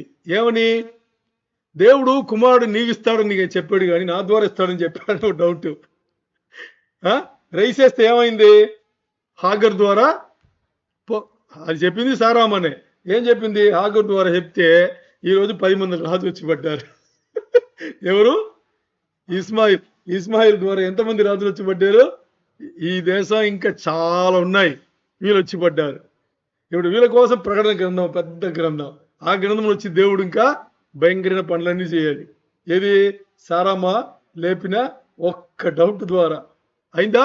సరే, ఇప్పుడు చూస్తే ఎక్కడ చూసినా కానీ విశ్వాసం ద్వారా, ఇక్కడ మనం ఏం అర్థం చేసుకోవాలంటే విశ్వాసం అనేది మనిషి దగ్గర నుంచి పుట్టింది కాదు. విశ్వాసం అనేది మనిషి దగ్గర నుంచి పుట్టింది కాదు, అది దేవుడిచ్చింది. ఏంటి అలా చూస్తున్నారు? కొత్తగా ఉందా? మన సంఘంలో అన్ని అలాగే ఉంటుంది. నిజాలు చెప్తాం కాబట్టి కొత్తగానే ఉంటుంది. మీరు ఆత్మీయ వరాలు ఉన్నాయి కదా, ఏమంటారు దాన్ని? ఆత్మీయ వరాలేనా? ఆత్మవరాలు. దాంట్లో ఒక వరం విశ్వాసం, తెలుసా? విశ్వాసం ఉంది. ఆత్మ ఫలాలు, వరాలు ఏదో ఒకటిలో ఉంది విశ్వాసం. అది దేవుడే ఇవ్వాలి. ఇప్పుడు ఈ వచనం ఏం చెప్తుందంటే, నేను ఎరిగి ఉన్నానని దేవుడు చెప్పాడు కానీ అబ్రహాం నేను దేవుని ఎరిగి ఉన్నాను అని ఏమైనా ఉందా అక్కడ? లేదు. దేవుడు అబ్రహామును అలా ఎరిగి ఉన్నాడు. ఎలా ఎరిగి ఉన్నాడు? నేను తనని ఏర్పరచుకుంటే, అబ్రహామును ఏర్పరచుకుంటే, దేవుడు యెహోవా అయిన దేవుడు మన తండ్రి అబ్రహామును ఏర్పరచుకుంటే అబ్రహాం ఎలా ఉంటాడంట? తన పిల్లలను, తన కుటుంబమును రక్షణ మార్గంలో నడుపుతాడు, దేవుని ఆజ్ఞలు నేర్పుతాడు, ఆ తర్వాత దేవుని న్యాయ విధులు నేర్పి తీసుకొస్తాడని నేను ఎరిగి ఉన్నాను కనుక అబ్రహామును నీతిమంతుడిగా తీర్చిదిద్దాను అని చెప్తున్నాడు. దాని ప్రకారం అబ్రహాం జీవితంలో 75 సంవత్సరాలు ఇప్పుడు ఎంటర్ అయిన దేవుడు 10 సంవత్సరాలు అబ్రహాం చేయరాని పని చేసినా కానీ మరి మరొకసారి వచ్చి వాగ్దానంను కొత్తగా చేసి ఏం చేస్తాడు? నీకు ఇది జరుగుతాయి అని చెప్పేసి డిలే చేసి మరి నీకు జరుగుతాయని చెప్పేసి అలా తీసుకొచ్చి మరి అలాంటి అబ్రహామును మన కోసం, మనకి తెలియాలని, ఆయన విశ్వాసమును పరీక్షించాలని మోరియా పర్వతం వరకు తీసుకెళ్తే అక్కడ గణపరుచుకున్నాడు. ఎవరు? అబ్రహాం గణపరుచుకున్నాడు. విశ్వాసంలో గట్టి, విశ్వాసంలో తండ్రి అని చెప్పేసి గణపరుచుకున్నాడు. ఆ విశ్వాసంగానే ఈరోజు శిలువ యాగంలో యేసే పైన మన ఆ విశ్వాసం పెడితే మనం కూడా అబ్రహాం ద్వారా నీతిమంతులుగా తీర్చిదిద్దపడ్డాము. లేకపోతే మన విశ్వాసం ఎలాంటి విశ్వాసం? వాక్యం చెప్తుంది, మురిగి గుడ్ల లాంటిది మన విశ్వాసం. మన నీతి మురిగి గుడ్ల లాంటిది. సో అందుకని ఇక్కడ అబ్రహాం ఇందువలనే నీతిమంతుడిగా తీర్చిదిద్దబడాడు. ఎందుకంటే చివరి వచనం చూడండి, ఇలా ఆయన నడుచుకుంటే ఆ తర్వాత దేవుడు ఏదైతే అబ్రహాము వాగ్దానం చేశాడో దాని ప్రకారం ఆ జీవితంలో కావాలని అన్ని నేను ఇస్తానని చెప్పి కండిషన్ బేస్డ్ వచనం. ఇది కండిషన్ ఉంది ఈ వచనంలో. చివరి భాగం చూడండి, ఇంగ్లీష్లో చివరి భాగం అలాగే ఉంది. ఏమని? ఇది జరిగిన తర్వాతనే నేను ఏదైతే ఆయన వాగ్దానం, ఎవరికి అబ్రహాము వాగ్దానం ఇచ్చానో దాన్ని నెరవేరుస్తాను అని అక్కడ అతను పొందుతాడు అని చెప్పేసి అక్కడ ఉంది. సో ఈరోజు దేవుడు మనతో, మన సంఘంలో తండ్రులతో మాట్లాడుతున్నాడు. ఎవరితో? ఓ కుటుంబంలో ఉండే తండ్రులతో, నాయకత్వం తీసుకున్న ఆ తండ్రులతో మాట్లాడుతున్నాడు. సరే, ఇప్పుడు ఆత్మీయ నాయకుడిగా ఓ కుటుంబంలో బాగా అర్థం చేసుకోండి. ఓ కుటుంబంలో ఆత్మీయ నాయకుడిగా ఉండి చేయవలసిన పని ఏమిటి కదా? మనం చేయాలి కదా. ఏం పని అనేది ఇక్కడ కీర్తనగాడు చాలా చక్కగా, ఆసాపు అనే కీర్తనగాడు, దావీదు కీర్తన కాదు ఇది, ఆసాపు రాసిన కీర్తన 78లో 2వ వచనం నుంచి ఆసాపు రాసింది కీర్తన 78 2వ వచనం నుంచి 7వ వచనం వరకు. 2వ వచనం కూడా 2వ భాగం నుంచి చదవండి. అంటే ఉండండి, పూర్వకాలం నుంచి స్టార్ట్ అయిందా, అక్కడి నుంచి చదవండి. ఓకే, దీంట్లో మీరు ఏం చేయాలంటే బైబిల్లో ఎవరైనా నోట్స్ తీసుకునే వాళ్ళు ఉంటే మీరు కొన్ని విషయాలు నోట్స్ చేసుకోవాలి. పూర్వకాలపు అనేసి ఉంది కదా, ఎందుకంటే ఈ 5-6 వచనములలో 6 పనులు ఉన్నాయి. ఓ కుటుంబంలో ఆత్మీయంగా నాయకత్వం తీసుకున్న తండ్రికి 6 పనులు చెప్పాడు దేవుడు. 6 ఇక్కడే ఉంది. ఓకే, మొదటిది ఆ పూర్వకాలపు 2వ వచనం ఉంది కదా, దాంట్లో పైన చిన్నగా ఇక్కడ చూడండి 1 అని రాసి రౌండ్ చేసుకోండి. అక్కడ చూడండి 1 ఉందా, 72 1 వేరే కలర్లు ఉందా, అలాగా 1 అని రాసుకోండి. అక్కడ 2 తర్వాత అలా 3, 4, 5, 6 నుంచి ఉంటుంది.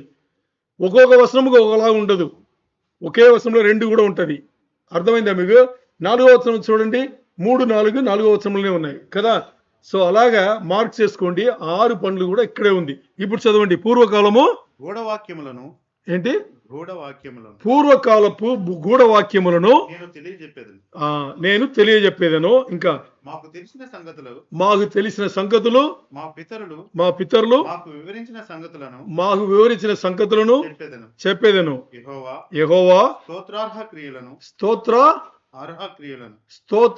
క్రియలను ఆయన బలమును ఆయన చేసిన ఆశ్చర్య కార్యములను దాచకుండా వాటిని వారి పిల్లలకు మేము చెప్పేదము.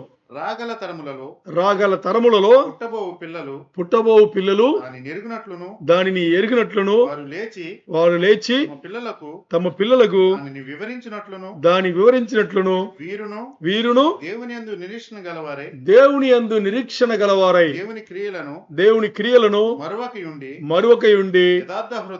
యథార్థ హృదయములు కాక దేవుని విషయమై స్థిర మనస్సు లేనివారై మా పితరుల వలె తిరగబడకయు మూర్ఖతయు తిరుగుబాటును గల ఆ తరమును పోలి ఉండకయు వారు ఆయన ఆజ్ఞలను గైకొనున్నట్లును ఆయన యాకోబు సంతతికి శాసనములను నియమించెను. 8 కూడా చదవాలి. ఇశ్రాయేలు సంతతికి ధర్మశాస్త్రమును అనుగ్రహించెను. పితరులు తన పుత్రులకు దానిని తెలుపవలెనని వాళ్ళకు ఆజ్ఞాపించెను. ఆమేన్.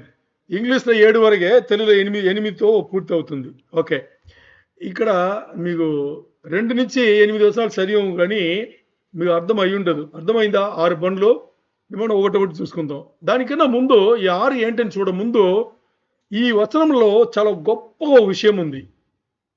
ఈ వచనంలో 7వ వచనంలో ఇంగ్లీష్లో, తెలుగులో నాకు సరిగ్గా దాన్ని తీయందుకు తెలియట్లా. 7వ వచనంలో ఇక్కడ చూడండి, అందరు స్క్రీన్ చూడండి ఒకసారి. 7వ వచనంలో అక్కడ చూడండి, సో ఈ generation should set it's hope and you and God అని చూసారా? దాని ఎంత గొప్ప అర్థం తెలుసా మీకు? నిజంగా తెలుగులో అది ఎక్కడ కరెక్ట్గా పెట్టాడని నాకు తెలియట్లా. బట్ ఇక్కడ దీని అర్థం నేను చెప్తాను, తెలుగులో చెప్తాను. అక్కడ ఏముంటుందంటే 3వ వచనం ఏంటి, అందుకే నేను 3వ వచనం మర్చిపోకూడదని చెప్పేది. 3వ వచనం మర్చిపోకుండా చూస్తే మనకు గుర్తొస్తుంది. హలో, 3వ వచనం, నేను మీ పితరులకు దేవుడను, అబ్రహాము దేవుడను, ఇసాకు దేవుడను, యాకోబు దేవుడను అని చెప్పేసి అక్కడ ఏముందంటే it's hope and you and God అని ఉంది. సరే, ఇప్పుడు దేవుడు, మన తండ్రి అయిన దేవుడు అబ్రహాంతో ఒప్పందం వేసుకున్నాడు కదా? వేసుకున్నాడా లేదా? వేసుకున్నాడు. మరి ఐసాక్తో ఒప్పందం వేసుకున్నాడా లేదా? వేసుకున్నాడు. మరి యాకోబుతో ఒప్పందం వేసుకున్నాడా? వేసుకున్నాడు. ఎందుకంటే అవసరం? అబ్రహాం కుమారుడే కదా ఇసాక్ కుమారుడే కదా యాకోబు వస్తాడు కదా. ఎందుకు ఒకరితో వేసుకున్నారు? ఏం అర్థమైంది మీకు దీనికి? అందుకే బైబిల్ చదివేటప్పుడు అలా ఆత్మదేవుని పిలవాలి. ఆత్మదేవుని పిలవలేదంటే బైబిల్ అర్థం కాదు. ఎందుకు ప్రతి ఒక్కరి దగ్గర ఎందుకు వేసుకోవాలి? ఓకే, ఎందుకు వేస్తున్నాడు పక్కన పెడితే ఈ వచనం ద్వారా మనకు అర్థమయ్యేది ఏంటి? ఆ? ఈ వచనం ద్వారా మనకు అర్థమయ్యేది ఏంటి? ఆ? దేవుడిగా ఉన్నాడు. వ్యక్తిగతంగా, అది ఇంపార్టెంట్ ఇక్కడ. తరతరములుగా ఆయన దేవుడుగా ఉన్నాడు, వ్యక్తిగతంగా ఆయన దేవుడుగా ఉన్నాడు. మరి అసలైన ప్రశ్న ఇక్కడ ఏంటంటే మీకు నాకు అది ప్రశ్న ఇక్కడ. ఈరోజు మన సంఘంలో కూర్చుని వాక్యం ఉంటామంటే అబ్రహాం గురించి మనకెందుకు, ఐసాక్ గురించి మనకెందుకు, యాకోబు గురించి మనకెందుకు? అయిపోయింది కదా. వాళ్ళు దేవుడి దగ్గర ఉన్నారు కదా, వాళ్ళు వచ్చారు, వాళ్ళ దేవుడి దగ్గర అన్ని చేసుకున్నారు, దేవుడి దగ్గర వెళ్ళిపోయారు, దేవుడి దగ్గర ఉన్నారు, ఈరోజు పరలోకంలో ఉన్నారు వాళ్ళు. మరి మీ సంగతి, నా సంగతి? ఇప్పుడు అబ్రహాం ద్వారా విశ్వాసంతో వ్యక్తిగతమైన ఒప్పందం దేవుడు వేసుకున్నాడు. ఇసాక్తో వేసుకున్నాడు, యాకోబుతో వేసుకున్నాడు. మరి నీతో నాతో వేసుకున్నాడా లేదా అనేది ఇక్కడ ప్రశ్న. అర్థమైందా? అర్థం అవుతుంది కానీ వేసుకున్నట్టుగా లేదే. వేసుకున్నాడా? చాలా చాలా ఇంపార్టెంట్ అండి. ఎందుకంటే దేవుడు ఎలాంటి దేవుడు అంటే, మనం పిలిస్తే స్వేచ్ఛ అనేది, అంటే ఫ్రీ విల్ అంటారు కదా, ఫ్రీ విల్ అక్కడే పనిచేస్తుంది. ఫ్రీ విల్ అక్కడే పనిచేస్తుంది. దేవుని ప్రణాళికలో అబ్రహాం ఉన్నట్టు, ఐసాక్ ఉన్నట్టు, యాకోబు ఉన్నట్టు మనం కూడా ఉన్నాం కాబట్టి సంఘంలో కూర్చున్నాం. లేకపోతే ఎక్కడో లోకంలో తిరుగుతాం కదా. ఆయన ప్రణాళికలో మనం కూడా ఉన్నాం. మరి మనం ఉండి కూడా మనతో వ్యక్తిగతంగా ఆయన ఒప్పందం వేసుకున్నాడా? మీరే మిమ్మల్ని అడుక్కోండి అంటే కనుక్కోండి. మీరే మిమ్మల్ని కనుక్కోండి. ఈ ప్రశ్న మీరు వేసుకోవాలి. సరే, ఇప్పుడు మనం ఈ 6 సంగతులు చూద్దాం. ఏం సంగతులు 6? ఈ వాక్యంలో 78 2వ వచనం నుంచి 8వ వచనం వరకు చూసాం కదా 6. ఇప్పుడు స్క్రీన్ చూడకండి, నన్ను చూడండి. బైబిల్ ముందే చూశారు కదా, అర్థం కాలేదు కదా, అందుకే మనం మాట్లాడుతున్నాం. ఓకే, ఏమిటి అంటే ముందుగా మొదటిదిగా తండ్రులు భారం కలిగిన హృదయం ఉన్న తండ్రులు ఎవరిపైన? వాళ్ళ పిల్లలపైన భారం కలిగిన హృదయం ఉండే ఆ పిల్లల వైపు తండ్రుల హృదయం ఎలా తిప్పాలని దీనికి 6 విధమైన పనులు ఇవ్వబడింది. అది కీర్తనగాడు తేటగా చెప్పాడు. మొదటిది ఏంటి అంటే జీవిత పాఠములు. అంటే లైఫ్ లెసన్స్ అని నేను తర్జుమా చేసుకున్న దాని ఏమైనా పదాలు ఉంటే మీరు చెప్పాలి. నాకు ఏమైనా ఉందా? జీవిత పాఠంలో నేను తీసుకున్నా. కరెక్టా తప్ప? మీకు తెలియకపోతే కరెక్ట్ అంటారు, తెలిస్తే చెప్తారు. లైఫ్ లెసన్స్, ఇది మీకు అర్థమైంది కదా. ఓకే, జీవితంలో ఏదైతే మంచిగా పాఠములు ఉన్నాయో అది భారం కలిగిన ఒక తండ్రి తన పిల్లలకు పరిశుద్ధ గ్రంథం నుంచి నేర్పాలి. ఎక్కడి నుంచి? పరిశుద్ధ గ్రంథం నుంచి నేర్పాలి. అబద్ధాలు లేకుండా నిజాలు చెప్పాలి. సరేనా? ఓకే, అందరి ఈ ప్రశ్న ఎగ్జామ్లో అక్కడ అడుగుతున్నా. ప్రశ్న మీకు కాదా, అందరికీ. పిల్లలు ఏడిస్తే ఏం చేస్తున్నారు? మొదటి పని, చిన్నపిల్లలు ఏడుస్తున్నారు, ఏడవండని ఏం చేస్తున్నారు? నిజం చెప్పాలి. ఏమి ఇస్తున్నారు? అందరికీ తెలుసు ఆన్సర్. అంగే ఏమి ఇస్తున్నాము? వాక్యం ఏం చెప్తుంది? ఏమి ఇవ్వమంటుంది? జీవితంలో పాఠాలు నేర్పాలి. అంటే జీవితం అంటే ఇక్కడ ఇంకో ప్రశ్న ఉంది. ఏం ప్రశ్న అంటే ఈ 6 పనులు ఓ కుటుంబంలో నాయకుడిగా ఉండే భర్త పిల్లల వైపు హృదయపూర్వకంగా భారం కలిగి చేయమనింది. అంతేనా? చేయమనింది. మొదటిది ఏంటి? బైబిల్ గ్రంథం నుంచి జీవితం సంబంధించిన పాఠములు తీసి పిల్లలకు నేర్పాలి అనేసి ఉంది. మరి ఆ పాఠములు నేర్పే వాళ్ళకి తెలియాలా వద్దా? తెలియాలి. తెలుసా? ప్రాబ్లం ఎక్కడొస్తుంది తెలుసా మీకు? ఫౌండేషన్ అనే ప్రాబ్లం ఉంది. అంటే మనం క్రైస్తవులు, ఇక్కడ బాగా అర్థం చేసుకోండి. ఈరోజు ఉపదేశం ఏది కూడా మీరు క్రైస్తవులు కాదు అనేది కాదు, మీరు క్రైస్తవులు కాదు అని దీనిపైన కాదు. మనందరూ క్రైస్తవులే. మీరు, నేను, మనం యేసయ్యని ఎరిగి ఉన్నాం, యేసయ్య మనం ఎరిగి ఉన్నాడు. పునాది స్థిరంగా ఉంది. అర్థమైందా మీకు? పునాది స్థిరంగా ఉంది. రక్షణ మనం కోల్పోవు. మనకు రక్షణ ఉంది. ఎందుకంటే పునాది ఉంది కాబట్టి. ఎందుకు ఆ పునాది ఏంటి? యేసయ్యనే నా రక్షకుడు, యేసయ్య నా దేవుడు నుంచి మనం ఒప్పుకున్నాం కదా, మారుమనసు పొందాం కదా, బాప్టిజం తీసుకున్నాం కదా, సంఘంకి వస్తున్నాం, అన్ని పనులు చేస్తున్నాం. పునాది స్థిరంగా ఉంది. అంశం దానిపైన కాదు, అంశం దానిపైన కాదు. బాధ్యత గల ఒక తండ్రి భారం కలిగి పిల్లలను దేవుని మార్గంలో నడుపుతున్నారా లేదా అనేది అంశం. ఇప్పుడు బైబిల్ గ్రంథం నుంచి జీవితానికి ప్రయోజనంగా ఉండే పాఠం, ఆ పాఠాలన్నీ కూడా ఒక తండ్రి అంటే హృదయ భారం కలిగిన ఒక తండ్రి తన పిల్లలకు నేర్పాలంటే ముందు నేర్పడానికి ఆయనకు ఆ పాఠములు తెలియాలా వద్దా? తెలుసా అనే మొదటి ప్రశ్న దేవుడు ఈరోజు మీకు వేస్తున్నాడు. రెండవది, మీ పిల్లలకు మీరు నిజంగా హృదయ భారం కలిగి వాళ్ళను దేవుని దారిలో పెట్టాలని అనుకుంటే మీరు వాళ్ళకి కథలు చెప్పాలి. ఏం కథలు చెప్తున్నాం? ఆలోచించేయండి. ఏం కథలు చెప్తున్నాం? ఏం కథలు చెప్తున్నాం? మోసే కథ బాలేదా? అబ్రహాం కథ బాలేదా? గిద్యోన్ కథ బాలేదా? సంసోను కథ బాగలేదా? పౌలు కథ బాగలేదా? పోనీ దావీదు కథ బాగలేదా? సౌలు కథ ఏ కథ బాగలేదు చెప్పండి? దీంట్లో లేని నీతి పాఠములు వేరెక్కడుంది లోకంలో? మీకు షాక్ అయిన విషయం చెప్పాలా? దగ్గర 7 లక్షల నుంచి 10 లక్షలు ఖరీదైన లైబ్రరీ మేము వైజాగ్లో ఉండేప్పుడు మా ఇంట్లో ఉండింది. లైబ్రరీ అంటే పుస్తకాలు అంత డబ్బులు పెట్టి ఎన్నో సంవత్సరములు, నేను ఎప్పుడైతే జాబ్లో జాయిన్ అయినో అన్ని సంవత్సరములు అన్ని చదివేశాం. నేను చదివాను, ఇంట్లో అందరు చదివారు. ఓకే, ఇప్పుడు 12 సంవత్సరాల ముందు దేవుడు ఏర్పరచుకున్నాడు, ఎన్నుకున్నాడు, తీసుకొచ్చాడు లోపల. తీసుకొచ్చి నేను బైబిల్ చదవడం మొదలుపెట్టా. బైబిల్ చదవడం మొదలుపెట్టిన ఓ 10 రోజుల్లో 15 రోజుల్లో ఆ లైబ్రరీని మొత్తం బస్తాలు కట్టి కాలువలో పడేశాను. ఎందుకు చెప్పండి? ఎందుకని? ఎందుకంటే ఒకే కారణం, నేను బైబిల్ చదవని మొదలు పెడితే నేను చదివిన పుస్తకాలు ఉన్నాయి కదా, అవన్నీ ఒక్క పుస్తకం బైబిల్ ఉన్న ఒక్క పదము గీక్కోను అంతే. ఒక్క పదమును తీసుకుని ఒక బుక్ రాశాడు. రాసిన వాడు క్రైస్తవుడే, లీడర్షిప్లో రాశాడు, మేనేజ్మెంట్లో రాశాడు, స్వార్థ పరంగా రాయాల. ఆ బుక్ నాకు అవసరమా? ఈ ఒక్క పదం నాకు అర్థమైతే ఆ బుక్ను చూసా. అదే ఇంకోటి అలాగే 10-15 రోజులు బైబిల్ చదవడం మొదలు పెడితే మొత్తానికి అర్థమైంది ఈ పుస్తకాలన్నీ బైబిల్ నుంచి వచ్చిందని. మీరు కాదనలేరు. మీరు కాదని చెప్పాలంటే నేను చదివినట్టుగా అన్ని పుస్తకాలు తీసి చదివేసి ఆ తర్వాత బైబిల్ చదివించుకోండి, మీకు తెలుస్తుంది. సో బైబిల్ అనేది అంత గొప్ప పుస్తకం. ఇంతటికి నా గురించి నేను గొప్పగా చెప్పలా. నేను 6వ తరగతి నుంచి లైబ్రరీలో 5 మెంబర్షిప్ తీసుకున్నవాడిని. ఎన్ని?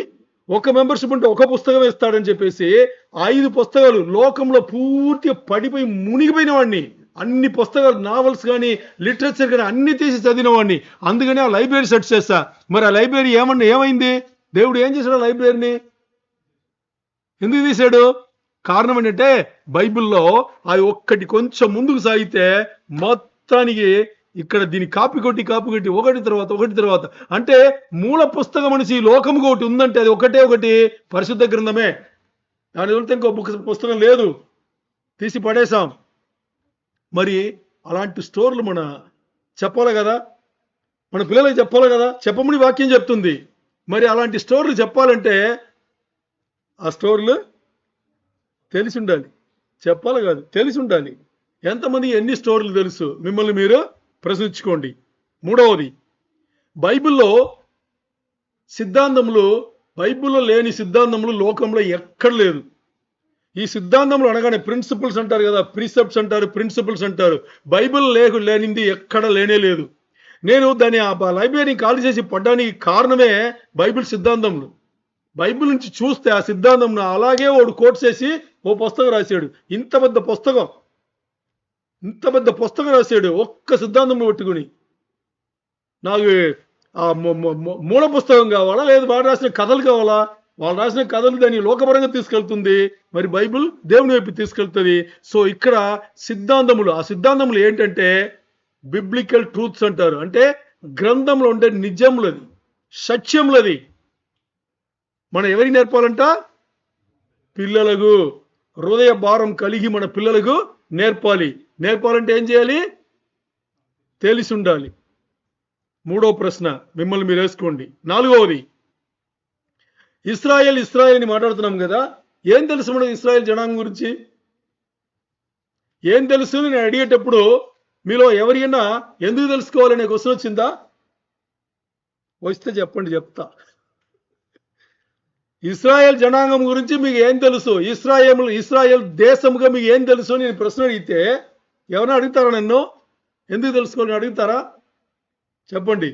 అడుగుతారా? అడగరు కదా. ఎందుకు అడగరు?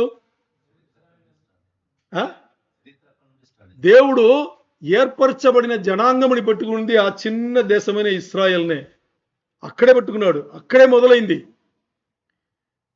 వాళ్ళ కళ్ళు కప్పి, వాళ్ళ తప్పు పనులు ఏం చేయాల, వాళ్ళ కళ్ళు కప్పి సృష్టి మొత్తాన్ని రక్షణ రూపంలో తీసుకురావాలని, అన్యులను మొత్తాన్ని రక్షణ రూపంలో తీసుకురావాలని వాళ్ళ కళ్ళు కప్పి వాళ్ళ జీవితాలు ఏమవుతుందో తెలుసా మీకు? ఎలా చచ్చిపోతున్నారో తెలుసా? ఎంత కష్టపడుతున్నారో తెలుసా?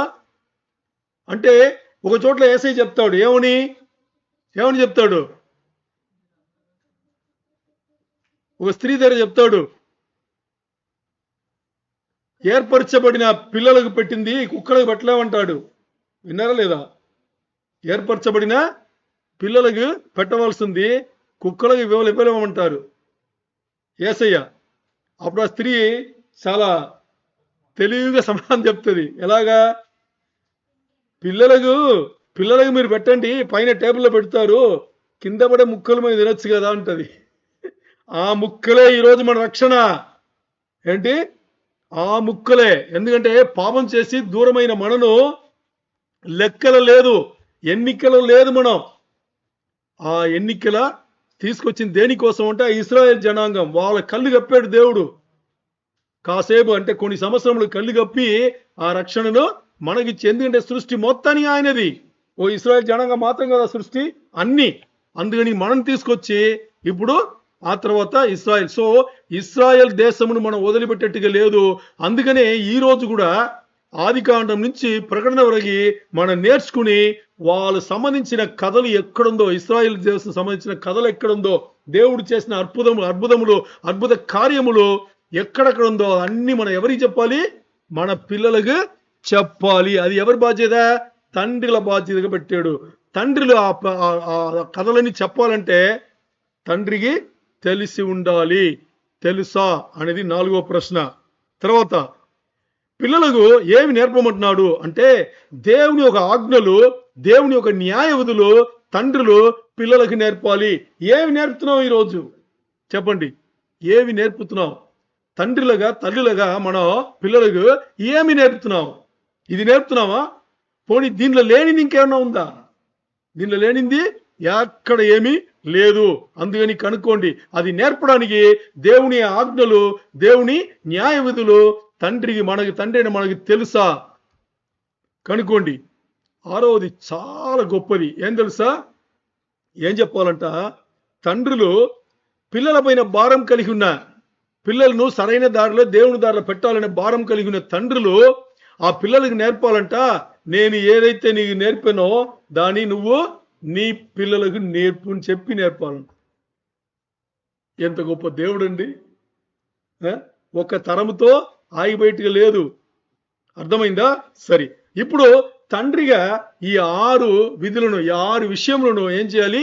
భారం కలిగిన తండ్రులు పిల్లలకు నేర్పాలి. మరి ఇప్పటి నుంచి ఒక 5 నిమిషాలు స్క్రీన్ చూడకూడదు. మీరు ఎవ్వరు చూడకూడదా?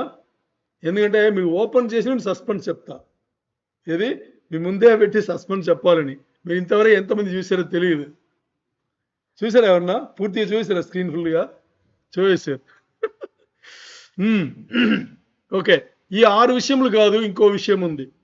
ఆ విషయం ఇంకో చోట్ల ఉంది. అందుకని దాంట్లోనే బాంబులు పేలుతాయి. వీలైతే మీరు తప్పించుకోండి. సరేనా? ఓకే, ఏంటది? కీర్తన 71, 17, 18 చదవండి. కీర్తన 71, 17, 18. దేవా బాల్యం నుండి నీవు నాకు బోధించుచూ వచ్చితివి. చూడండి, ఈ వచనాలు 2 వచనాలు వినేటప్పుడు బాగా అర్థం చేసుకోండి. అర్థం చేసుకుని ఉండండి. దేవా నీవు బాల్యము నుండి నీవు నాకు బోధించుచూ వచ్చితివి. నీవు నాకు బోధించుచు వచ్చుతివి. ఇంతవరకు నీ ఆశ్చర్య కార్యములు నేను తెలుసుకునే వచ్చితేను. దేవా వచ్చు తరమునకు నీ బాహుబలమును గూర్చియు పుట్టబోవు వారందరికి నీ శౌర్యమును నేను తెలియజెప్పునట్లు తల నెరసి, బాగా అర్థం చేసుకోండి, తల నరిసి వృద్ధుడనయుండు వరకు నన్ను విడవకము. ఆమేన్. ఏమర్థమైందండి?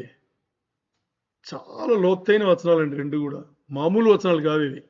ఏమర్థమైంది చెప్పండి?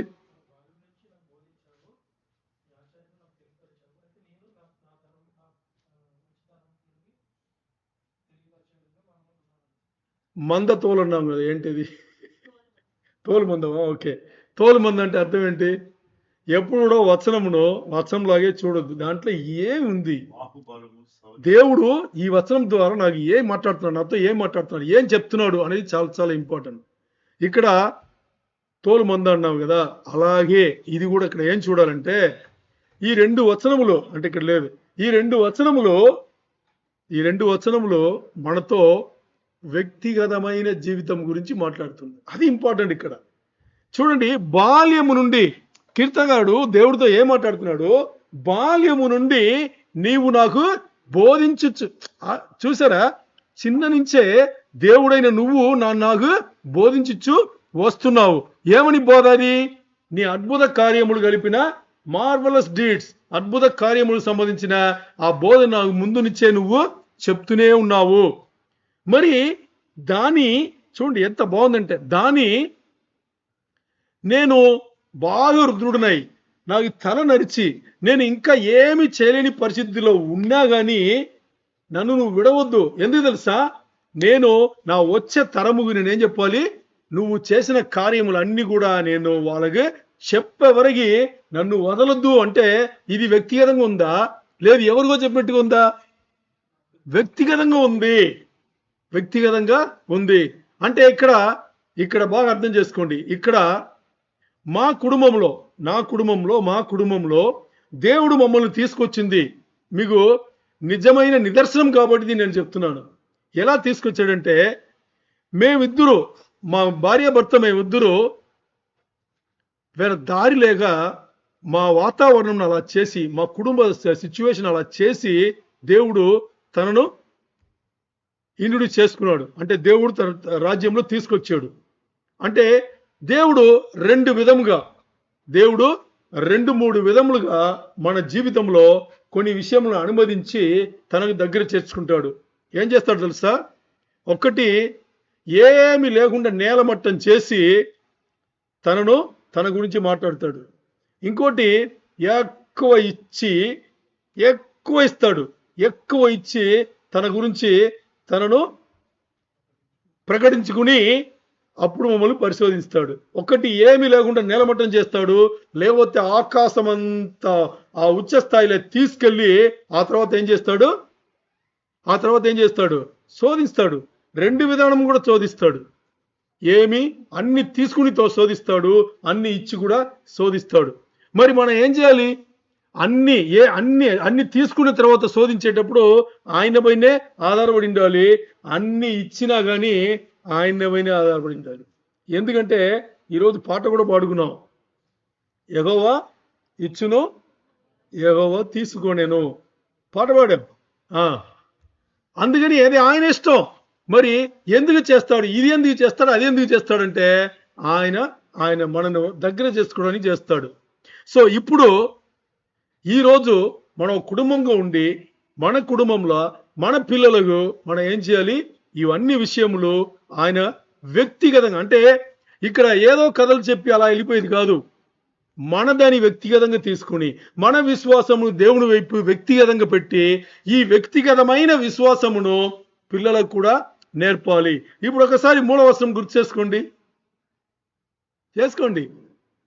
ఏంటి మూలవచనం ఏంటి?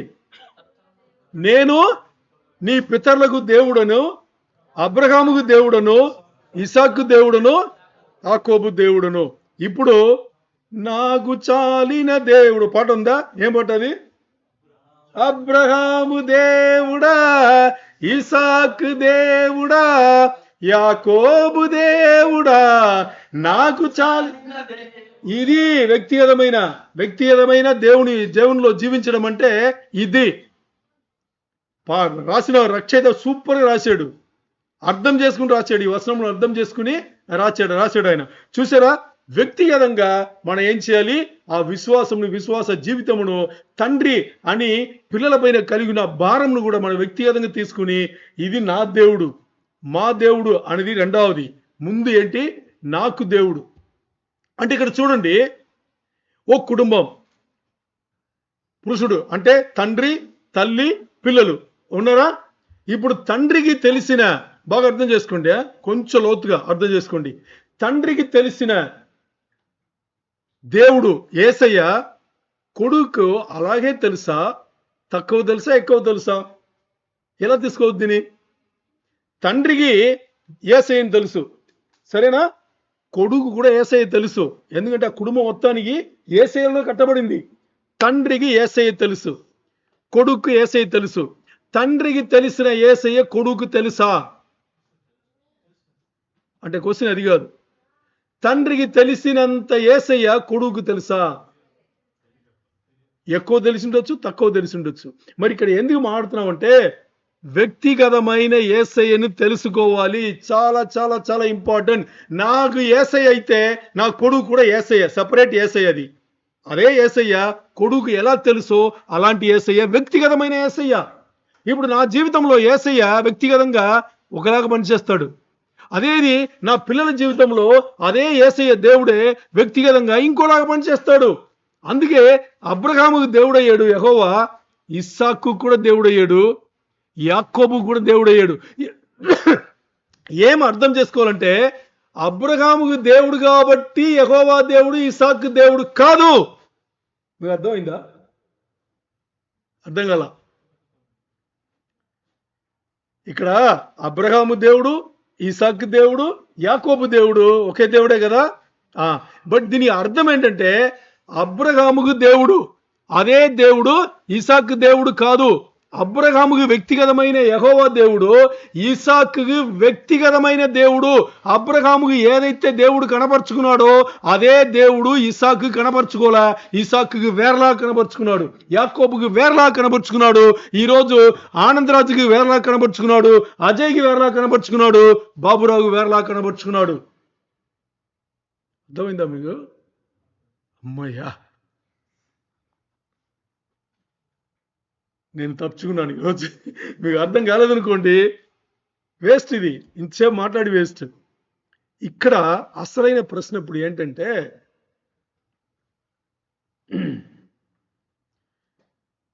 మీ దేవుని సంబంధించిన జీవితంలో ఆత్మీయ జీవితంలో మీ జీవితంలో దేవుని యొక్క ఆశ్చర్య కార్యములు, అద్భుత కార్యములు మీకు ఇంతవరకు జరగలేదంటే మీ ఆత్మీయ జీవితం ప్రశ్నార్థకరం.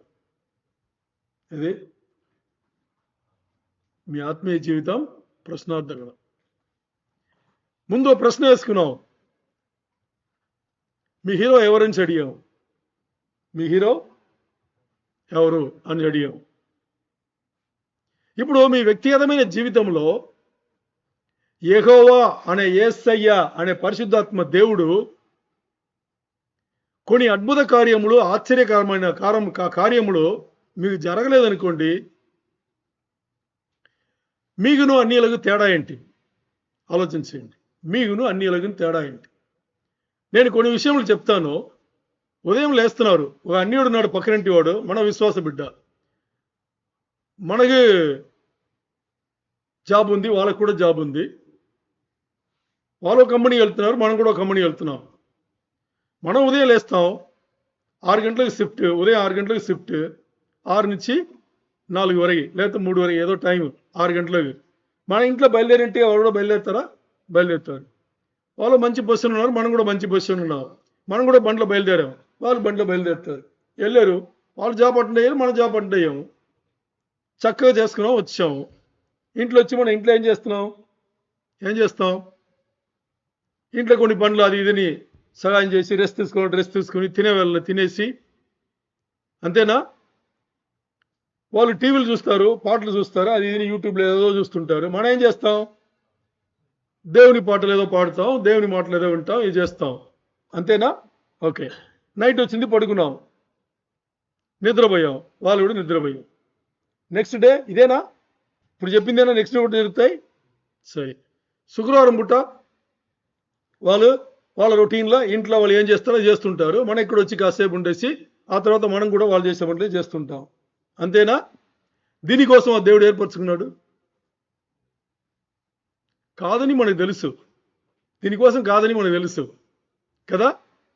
మరి దేనికి అంటే ఆలోచన చేస్తాం. అందుకే మొదట్లోనే చెప్పుకున్నాం, మన క్రైస్తవ్యంలో మనకు సందేహం లేదు, మనకు పునాది స్థిరంగా ఉంది. ఎందుకంటే మన క్రైస్తవ్యులు, తర్వాత మన విశ్వాసం యేసయ్య పైన ఉంది, యేసయ్యని రక్షణ నుంచి ఒప్పుకున్నాం, రక్షణ వచ్చింది, రక్షణ మార్గంలో వెళ్తున్నాం. మరి ఇన్ని జరిగి కూడా ఈరోజు మన జీవితంలో అద్భుత కార్యములు, ఆశ్చర్య కార్యములు దేవుని తరపు నుంచి ఇంకా జరగలేదు అంటే ప్రశ్న ఏంటి? ఇక్కడ ఆత్మీయ జీవితం సరిగ్గా లేదు అని అర్థం. ఏదైతే దారిలో వెళ్తున్నామో అది దేవుని ఇష్ట ప్రకారంగా లేదు అని అర్థం. అర్థమైందా మీకు? ఆలోచన చేయాలి.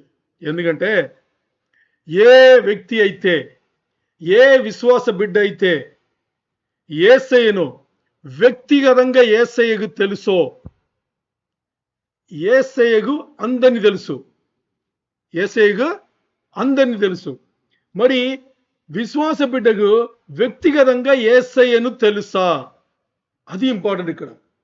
విశ్వాస బిడ్డకు యేసయ్యను వ్యక్తిగతంగా అంటే వ్యక్తిగతంగా మీరు యేసయ్యను దేవుడుగా చేసుకున్నారా? చాలా చాలా ఇంపార్టెంట్ అది.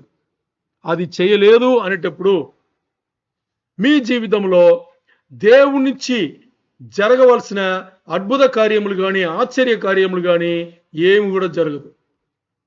అది జరగాలి అనేటప్పుడు మీరు యేసయ్యతో వ్యక్తిగతమైన ఆ జీవితంలో మీరు ఉండాలి, ఎక్కువ సమయం పట్టాలి, అతనితో మాట్లాడాలి, యేసయ్యతో మాట్లాడాలి. పోనీ అటువైపు యేసయ్య సిద్ధంగా ఉన్నాడా? సిద్ధంగా ఉన్నాడు. యేసయ్య సిద్ధంగా ఉన్నాడా? చాలా సిద్ధంగా ఉన్నాడు. మరి మనం అందుకని చాలా చాలా ఇంపార్టెంట్. మన స్పిరిచువల్ వాక్ అనేది చాలా చాలా ఇంపార్టెంట్. ఆత్మీయ నడక, ఆత్మీయ జీవితం అనేది చాలా చాలా ఇంపార్టెంట్. దాంట్లో ఏదైతే యేసయ్యని రక్షకుడిగా ఒప్పుకున్నామో ఆ పునాదిలోనే ఉండిపోకూడదు. ఏం చేయాలి? ఘన పదార్థములని ముందే మాట్లాడుకున్నాం కదా, సాలిడ్ ఫుడ్. ఆ సాలిడ్ ఫుడ్, ఈ 6 పనులు మనం చేసేటప్పుడు ఎప్పుడు చేస్తాం? తెలుసుకునే తర్వాత చేస్తాం. ఈ 6 పనులు ఎప్పుడైతే మనం తెలుసుకుని మన పిల్లలకి నేర్పుతామో అది వాళ్ళ పిల్లలకు కూడా ఎప్పుడు వెళుతుందో ఆ తర్వాత ఇంకోటి ఏంటి? 6+1 ఏంటి? వ్యక్తిగతంగా యేసయ్యని ఎప్పుడైతే మనం ఎరిగి ఉన్నామో అప్పుడు మనకి జీవితంలో కొన్ని ఆశ్చర్య కార్యములు కానీ, అద్భుత కార్యములు కానీ జరుగుతాయి. అది చాలా చాలా ఇంపార్టెంట్. ఎందుకంటే యేసయ్యను యేసయ్య నా దేవుడు అని ఒప్పుకున్న ప్రతి ఒక్కరికి యేసయ్య అయితే సిద్ధంగా ఉన్నాడు వాళ్ళ జీవితంలో అద్భుత కార్యములు, ఆశ్చర్య కార్యములు చేయడానికి. మీరు ఇప్పుడు మీలో ప్రశ్న రావచ్చు, అంటే జీవితంలో అద్భుత కార్యములు, ఆశ్చర్య కార్యములు అంటే ఏంటి? ఏం జరిగితే నా జీవితంలో అది ఉందని నేను తెలుసుకోవాలి? ఒకటి, మిమ్మల్ని తన్ని తొక్కి నేలమట్టన జరగాలి మీ జీవితంలో, మీకు జరిగి ఉండాలి. లేకపోతే భయంకరంగా తీసుకెళ్ళి మీ ద్వారా కొంతమంది వేల మంది, లక్షల మంది బాగానే పడి ఉండాలి. 2 జరిగిందా? ఇదన్నా జరిగిందా? అదన్నా జరిగిందా? ఏదన్నా జరిగిందా? నాకు ఆన్సర్ వద్దు. మిమ్మల్ని మీరు ప్రశ్నించుకోండి.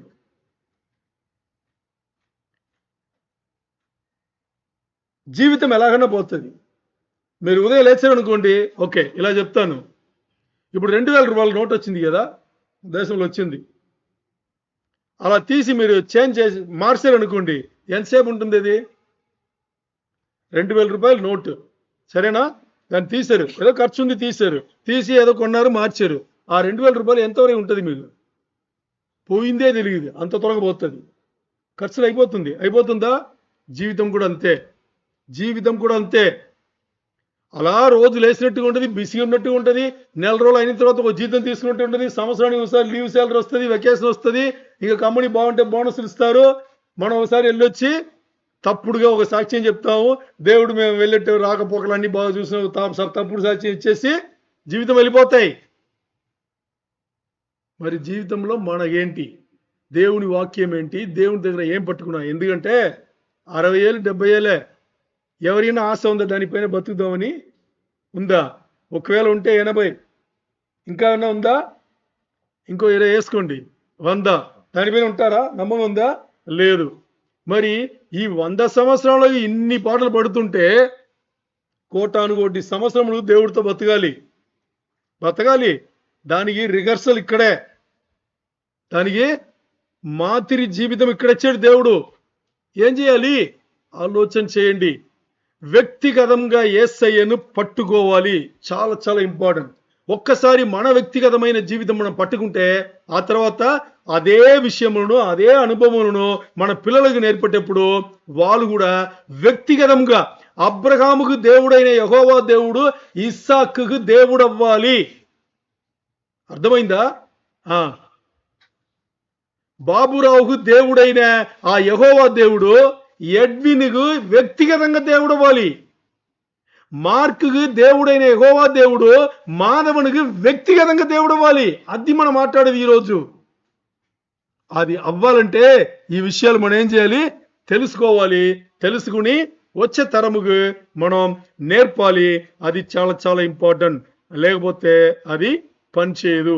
అందుకని అపోస్తల కార్యములు ఏంటది మరి తిప్పుతారేంటి? 3వ వచనమే మనపాడమైంది కదా, అంటే మనసులో ఉంది కదా. నీ పితరులకు దేవుడైన నేను అబ్రహాముకు దేవుడయ్యాను, ఇసాకుకు దేవుడయ్యాను, యాకోబు కూడా దేవుడయ్యాను. అయిపోలా, పూర్తి చేయండి. ఎవరది? మీకు మాట్లాడండి. ఇంకోసారి చెప్దాం, కరెక్ట్ పూర్తి చేయాలి మీరు. మన పితరులైన యెహోవా అయిన దేవుడు అబ్రహాముకు దేవుడు, ఇసాకు దేవుడు, యాకోబు దేవుడు, మార్కు, మరి నాకంటారేంటి? మార్కు దేవుడు. మీరేమనాలి? కాదు, మీ పేరు చెప్పాలి. అక్కడ పేర్లుందా లేదా? వచనంలో పేర్లుందా లేదా? లేనిది మన పేరు లేదు. ఇంకోసారి, నా పితరులకు దేవుడైన యెహోవా అయిన దేవుడు అబ్రహాముకు దేవుడు, ఇసాకుకు దేవుడు, యాకోబుకు దేవుడు, మార్కు కూడా దేవుడు. ఇప్పుడు దేవుని వ్యక్తిగతంగా తీసుకున్నాం. అర్థమైందా? ఈ వ్యక్తిగతమైన జీవితంలో ఇంకో బాధ్యత ఉంది. ఏంటి? మన పిల్లలకు కూడా ఈ విషయంలో నేర్పి వాళ్ళకు కూడా ఈ దేవుడు వ్యక్తిగతమైన దేవుడుగా మనం చేయకూడదు, దేవుడు చేసుకుంటాడు. నేర్పేది మన పని. వ్యక్తిగతమైన దేవుడు అయ్యేది దేవుని పని. ఆయన సిద్ధంగా ఉన్నాడు. మన పనిలో ఇక్కడ లోపం, మనమేం కదా సరిగ్గా చేయట్లా. అందుకని అది ఈరోజు మనం తెలుసుకుందాం, చేయడానికి మొదలు పెడతాం. దేవునికే మహిమ కలుగును గాక.